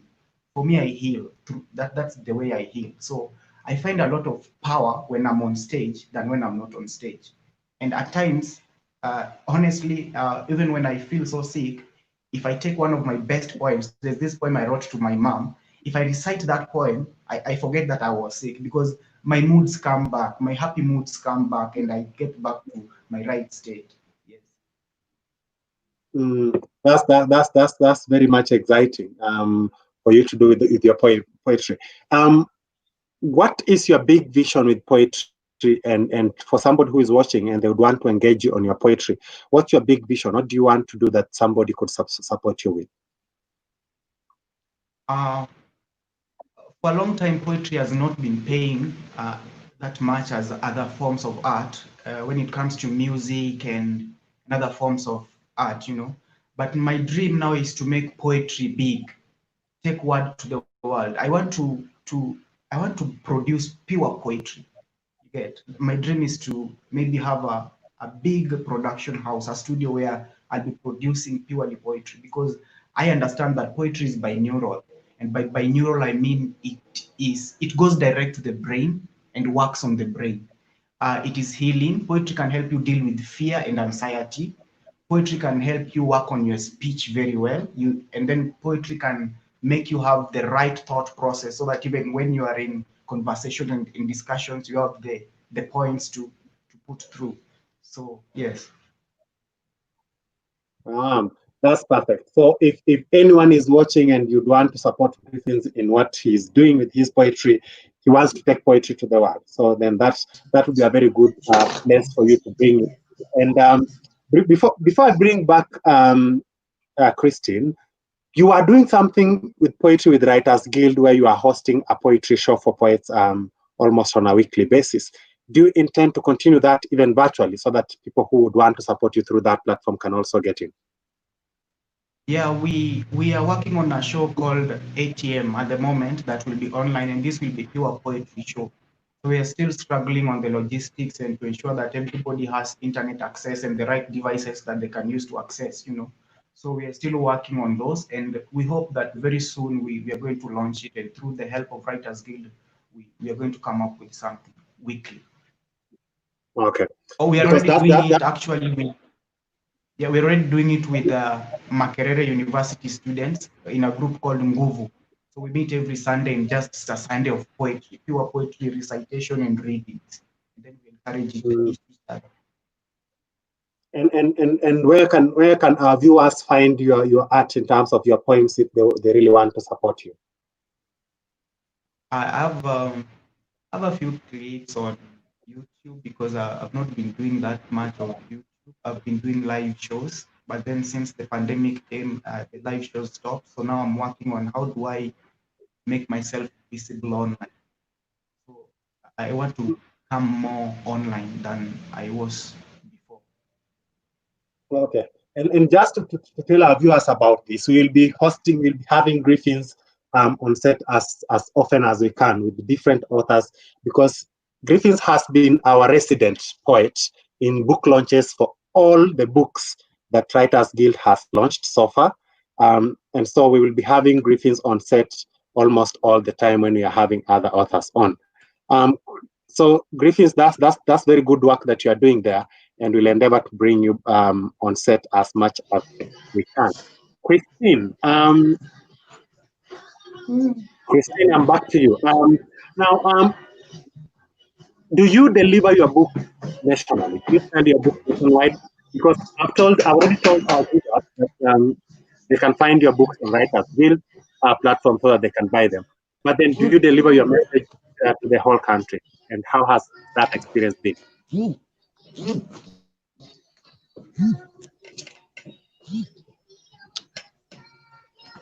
Yes, I also do deliveries. I sell also on Sky Garden. Sky Garden also delivers for me. I also do some deliveries. Griffins also does some deliveries from me. And of course, the Writers Guild. So if whoever needs the book can get from me from Writers Guild. Currently, I've not stocked any at the Sky Garden. That's exciting. Now, Christine, what would be your parting shot?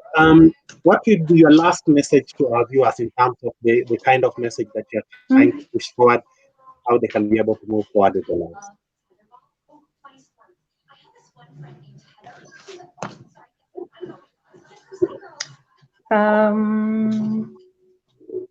I would say, especially to, by the way, let me just say something. After the book, there's a time the story was aired on Daily Nation, and I had a lot of people inboxing me on my messenger. And I can say most of them were men, saying they've gone through the same issues and all that. And so it's not just about us as women. Of course, I spoke from a woman's point of view, but I know even men go through hurts and pains. And so I would say to either the men, to both genders, life is worth more living than being sad. Yeah. If something doesn't add you value, I don't see why you should sit there and waste away. I mean, depression is real. Like we keep saying, life is short. So if you can't hack it, then like Vera said, sometimes it's good to run. Sometimes you have to run to survive. So if running is what will make you survive, then run. If your threshold is enough to stay in, then stay in. But above all, again, my point again, forgiveness, because bitterness can cause you a lot of trouble, a lot of trouble, not just emotionally, but physically and even health-wise. No, most of the things that we experience in our bodies, it's because we hold a lot of bitterness in our hearts. So me, what I would say is let's learn to let loose and let go. And again, talk about it. Many people don't talk about these things, and I think that's also another thing that is wearing people down. Me, I don't know if there's anything that I don't say about myself. I don't know if there's anything of me that is not there. I keep saying I'm looking for a seventh husband. Well, it may not be the seventh husband, but I don't see anything that I should hide about myself. And I believe for me, talking really worked out for me. It wasn't easy. Someone would come and ask me and I would cry. There are times I couldn't talk easily about it and I would cry and all that, but I realized talking really helped me move several steps ahead. Just look for someone you can talk to. You know, it could be in church or something, because again, there are people you talk to who will go and make fun or look for. Have they found a base to create a story that will actually probably even put you down? But look for someone who you know will stand with you, will help you out, but refuse to die alone. Refuse to take your Panadols alone. Take with someone else who will help you get over it. Same one that was Very wonderful message. Yeah, this one. Griffins, It's not. your parting shot, Griffins. Let's write. Take word to the world. Let's heal. Let's heal. Writing is healing, and I would have done a last poem. Yes. I was actually going to ask you whether you can do one last poem, and I'll just keep myself and Christine in the back so that we get the stage and do one last time. So myself and Christine are going to the back and leaving for you the stage. Take it up. It has been a while. Far away, many a mile I've not heard from you, Mama. But now I extend my word. How have you been? Huku mjini nakazana, huku mjini nang'ang'ana, najipanga nikutembelee nikipata mshahara, pitisha salamu kwa ndugu na dada, huku ni vituko, wenye vitambi vipara ndio cheo wanapanda, lakini itakuwa aibu ikilia parapanda ma.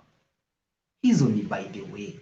At this point, kuna issue ningependa kuaddress. I got your word that you know a visitor who wants to be my wife, that she goes to the same church. Her father is an elder and she does not know much. I hear she has a beauty, nowhere will I find such. She is black and well-bodied. Her mind is sharp and well-loaded. She has the smile of love, and as a perfect companion she will well serve.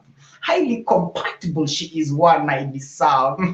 Mother, I appreciate your efforts. I know we huona father na tamaduni zimekushape na morals zikanacha. Najua unajua deserted sins and sins in a relationship na zile ziko full of nature. Na si ati ni chocha, kuna vile siwezi kuficha, ndo maana kwa hii art nimekuficha. Asante mama. Thank you muno erokamano maduong.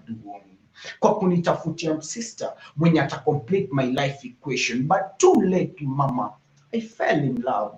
I made my choice. I met Lois. In my eyes, she is so nice. I have planned her price. I planned to tell you this, so it comes after your word, but forgive me, please, mama. Forgive me, please. I respect your choice, but I made my choice. I met Lois. In my eyes, she is so nice, but I know you will ask many questions, whether she is from our tribe, if at all she has a waist that can feed her own. Does she understand our faith? Is she want to live or want to cleave, want to be kept or want to be left? How sure am I that she is the best? Where we met, ma? We met on Facebook.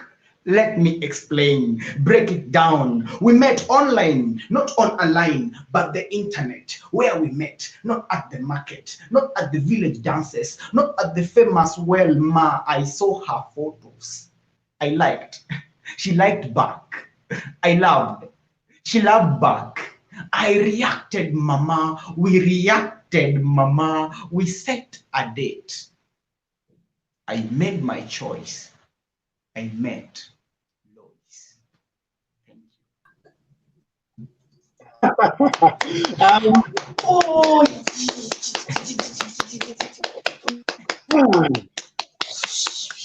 I have a question, please. Is Lois single? Okay. Jackie, that's right. If Lois is single, she's no longer. That's nice. The life is good. I mean, that was beautiful. What do you think? Is it? Yes, lovely. And I love everything that Griffin does. That's just amazing. And everyone is. Elias is saying amazing. Lucas is saying amazing. Benedita is saying amazing. Oh, wait. I was really waiting for when somebody would ask this question. So Abdi has come into my inbox. I'm just going to read one name because the questions that Abdi is asking are quite interesting. Question number 1, Christine, to you. How did you finish school in 1994? Kwani, how old are you? I was really waiting for someone to ask that.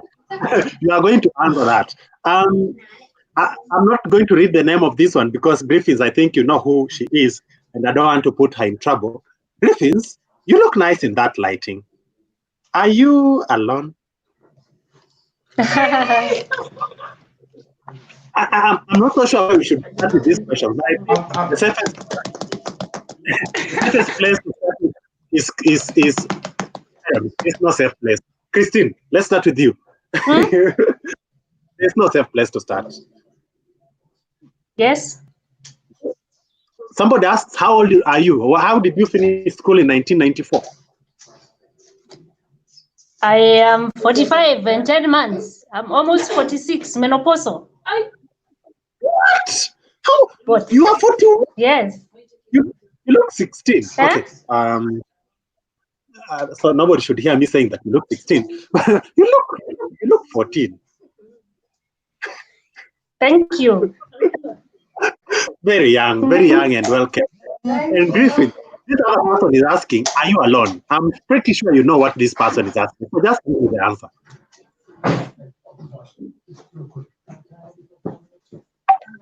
Okay, Griffins has frozen, and he's frozen at a very interesting part. If I took a screenshot of that, he would make it. you can see, you would really think he's still here with us. But I think he'll be back. In his absentia, Jen is saying, lovely Griffin, keep it up, you're going far. And Elias is saying, I like that part, Douglas. I think Elias is asking, is liking the part about Christine. And Elias goes on and says, keep asking. I don't know what I should keep asking. If I knew what to ask, I really don't know what to ask. So thank you very much, Christine, for coming on set. It has been a lovely evening for me and for Christine as well. It's just now that I'm sure he'll be appreciating this. Thank you very much to Griffin. Is there anything about you that you would want me to say? Thank you so much, Douglas and Writers Guild for this. Asanteni sana. Stay safe, sanitize, social distance, wear masks. Let's live. Perfect. So, everyone who has been with us today, I would want to appreciate you very much for what you've done for us. It's been an awesome show. It's been beautiful. I want to finish with one comment, and this has been the comment of the night for me. This is from the Come, Vincent. Auntie. Wash hands. Good vibes. The comment of the night for me. So as we sign off, thank you very much, everyone. Greetings is here. Greetings. As always, I've already said a last word from you. Goodbye. Thank you. I enjoyed my time. Yeah. I enjoyed my time. You can bring everyone who is go to the screen right now because Unaitwa na I see they are Douglas. struggling. Yeah. Been on screen. You can just It's see this them so that you can someone. say hi to all Say of hi. them. Hi. That's Hi. hi, how are you? Jackie kuja. Unaulizwa how you are. I'm fine. Bring all of them to the screen. Perfect. Who is the other one? Bring her to the screen. We want to say hi to her as well. How are you? You look like 3 musketeers. Can you hear? I think I've lost all of them. So thank you very much, everyone, for having showed up for today, and thank you very much for this show. I've just Griffins and Christine to the background. I'll be meeting them in a minute.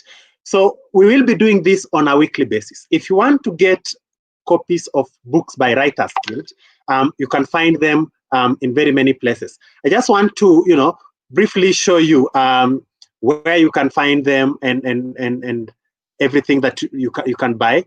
So let me just give you a heads up so that again you my friends don't get surprised. So what I'm showing you right now is the Writers Guild website. So you can pretty much go to the Writers Guild website and buy yourself a book from there. I hope what I'm sharing is what is being seen, because sometimes probably you are just sharing you are yourself speaking. So you can go to the Writers Guild website and buy a book from there. Go to the shop, check out the blog, check out the writing courses that Writers Guild has, and briefly just enjoy yourself while on that particular website. So go and enjoy yourself there. Let me see whether I can. Actually, I didn't even manage to find it. It looks very interesting that my laptop just hung on me while I was trying to bring you guys that particular tab. So thank you very much. I hope to see you guys again next week. Same place, same time, 7 p.m. up to 8:30 or 9 p.m. thereabout. So have yourselves a lovely night and see you next week. Have a good night.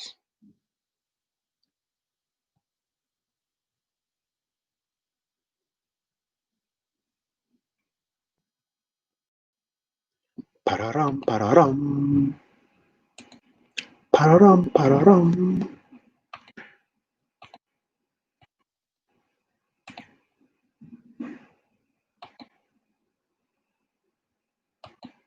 The funny thing is, this thing is still live and I need it to go offline. And it's still live because my browser has frozen. So I need to unfreeze it to go back to the studio. Okay.